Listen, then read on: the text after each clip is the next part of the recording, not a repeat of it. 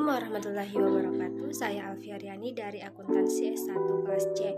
Baiklah, di sini saya akan menjelaskan sedikit tentang tanggung jawab sosial dan etika komunikasi.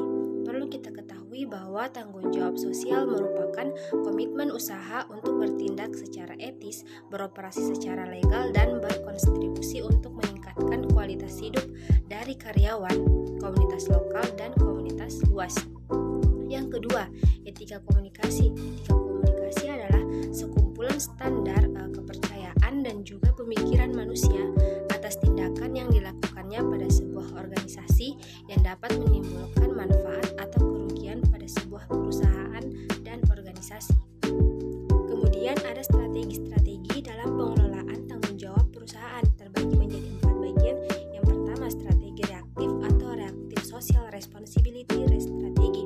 Untuk kegiatan bisnis yang melakukan strategi ini cenderung menolak atau menghindarkan diri dari tanggung jawab sosial. Yang kedua, ada strategi defensif.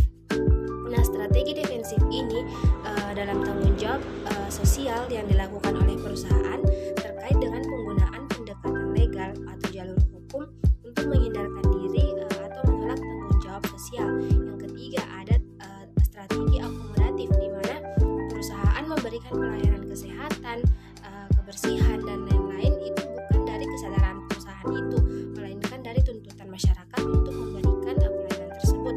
Yang terakhir, ada strategi proaktif, di mana strategi ini memandang bahwa tanggung jawab sosial itu adalah bagian dari tanggung jawab memuaskan stakeholder pada perusahaan.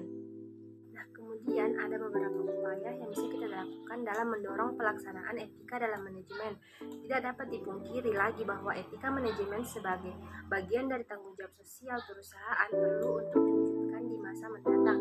Ada beberapa hal yang mungkin dapat dilakukan oleh perusahaan sehubungan dengan dorongan untuk menjalankan etika dalam manajemen. Beberapa hal yang mungkin dapat dilakukan tersebut diantaranya adalah pelatihan etika, advokasi etika, standar aturan mengenai etika perusahaan, dan keterlibatan masyarakat dalam mengontrol etika bisnis. Yang pertama, pelatihan etika atau ethics training. Manusia pada dasarnya membutuhkan pembiasaan dalam melakukan suatu budaya organisasi sebagai nilai-nilai yang dianut oleh sebuah organisasi dalam menjalankan kegiatannya. Pada kenyataannya memerlukan waktu dalam mewujudkannya. Demikian pula dengan etika dalam bisnis maupun etika dalam manajemen. Perlu adanya pembiasaan yang diberlakukan kepada pelaku organisasi dari mulai level tertinggi hingga level terendah. Kedua, ada advokasi etika atau etika advokasi. Advokasi etika adalah upaya perusahaan untuk menjalankan etika dalam kegiatannya dengan cara menempatkan orang atau tim khusus dalam tim manajemen perusahaan yang bertugas untuk mengontrol dan mengawasi segala kegiatan perusahaan agar tetap memenuhi standar etika.